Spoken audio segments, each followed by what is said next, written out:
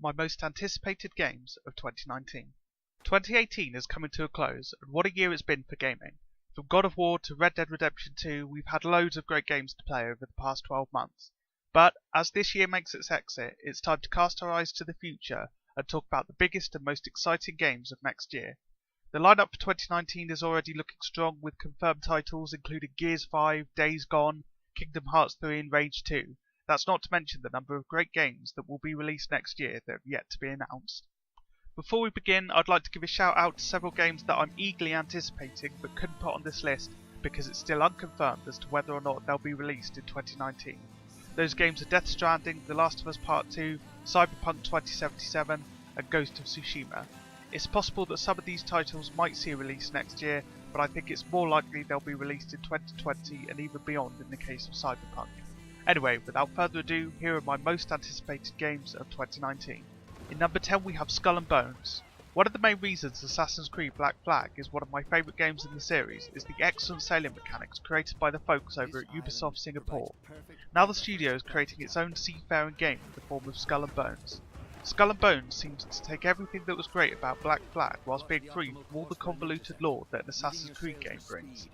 Players will be free to explore the Indian Ocean with ships that can be upgraded and customised. There will apparently be single player activities to enjoy, but those who feel more daring can engage in naval combat online with other players.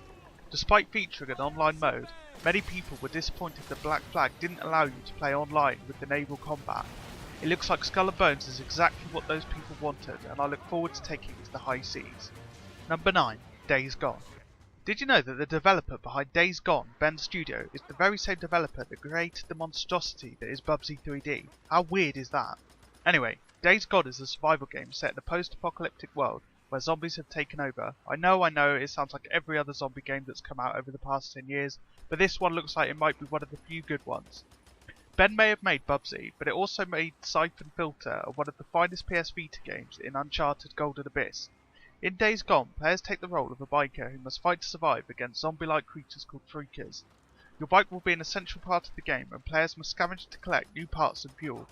Combat can be approached in a number of ways, and players can use stealth or brute force to achieve their goals.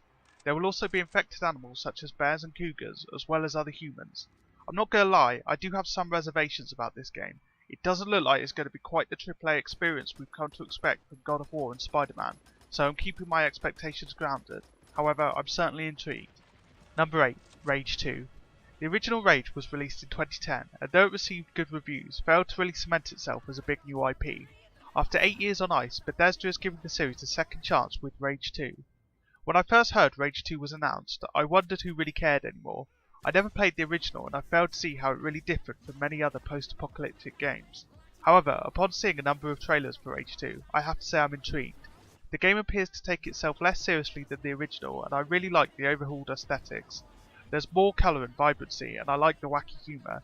This game actually looks like it could scratch the itch the lack of a new Borderlands game has left, and the combat looks like it's taking cues from the recent Doom game. There's also vehicle combat that's giving me Mad Max vibes, so that's a big plus. My only hesitation with the game comes from the fact Bethesda is publishing it, and Bethesda seems hell-bent on being the next EA at this point. But it's being developed by Avalanche Studios in conjunction with id Software, so hopefully Bethesda will keep its paws off it. Number 7. The Medieval Remake.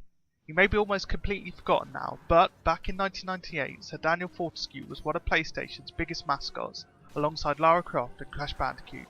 The quirky game Medieval saw an undead knight fight against the forces of darkness, sometimes using only his dismembered arm as a weapon. I used to play the original game as a kid, and I remember finding it creepy but really fun. I'd long hoped that Sir Daniel may be resurrected once again, but I wasn't holding out any hope. You can only imagine how pleased I was when, in 2017, it was announced that a fully fledged remake of the original game was in the works. We've since seen some gameplay, and it looks like a lot of care and attention is going into this remake.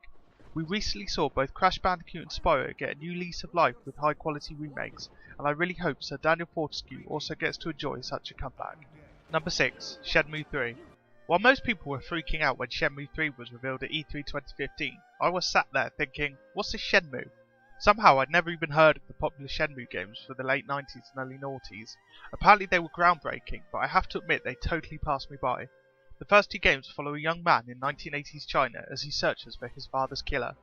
The games were groundbreaking at the time, but including cutting-edge new features such as day and night cycles, weather effects, NPCs with schedules, and quick-time events.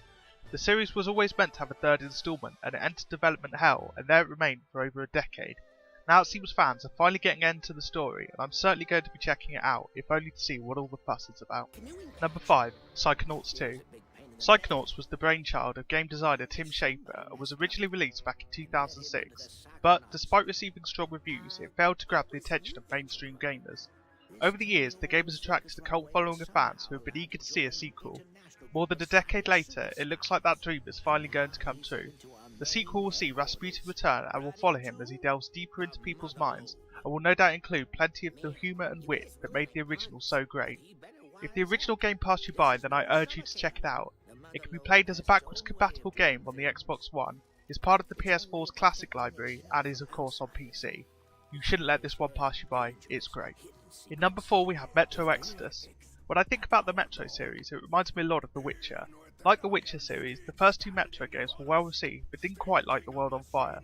All that changed for The Witcher with the release of the third instalment, and I think that could well be the case for the Metro games.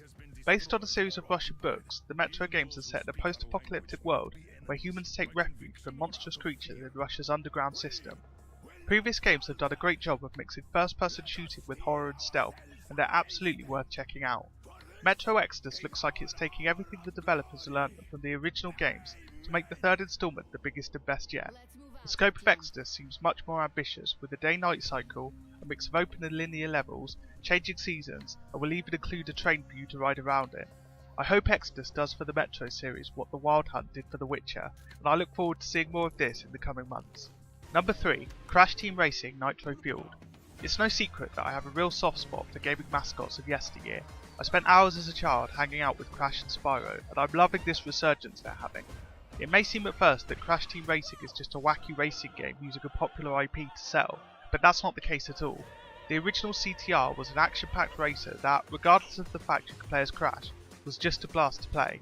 The game featured crazy levels, fun power-ups, and the great slide feature which allowed for more fast-paced manoeuvres.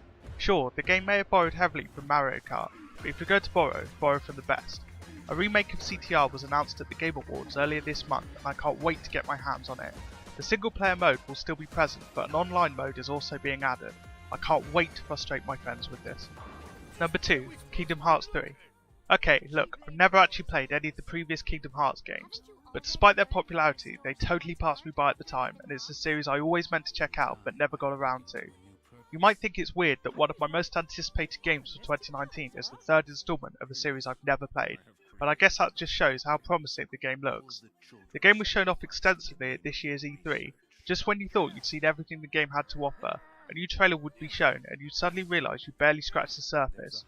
I'm also reliably informed that the story is totally convoluted, so I don't think jumping into this one with no prior knowledge is going to be an issue.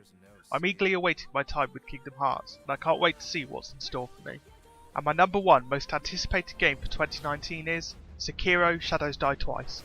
I love Demon Souls, I love the Dark Souls games, and I love Bloodborne, so when developer From Software merely teased Sekiro: Shadows Die Twice, I was instantly sold.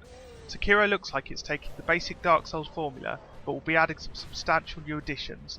Verticality has been greatly increased, and players can now climb and grapple up to vantage points, where they can better stalk their prey. A stealth mechanic has also been introduced which will allow patient players to get an advantage over unsuspecting enemies.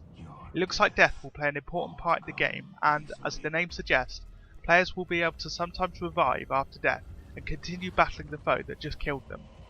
The player character is equipped with a prosthetic arm which can be used with a variety of attachments depending on what your current situation calls for. I get the feeling that players are going to be rewarded for using patience and cunning rather than just hacking away at enemies, and I think that's going to make for some really rewarding gameplay.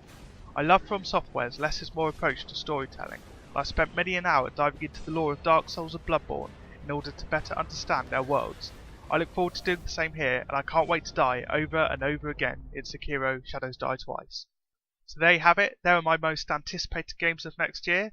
Please let me know in the comments what your most anticipated games are, I'd be really interested to read that. Do you think I missed anything out? Do you think I've overhyped some games? Let me know.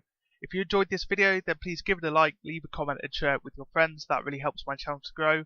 If you're new here, feel free to subscribe. I put out at least 2 videos a week and cover everything from video games to films to books. See you next time.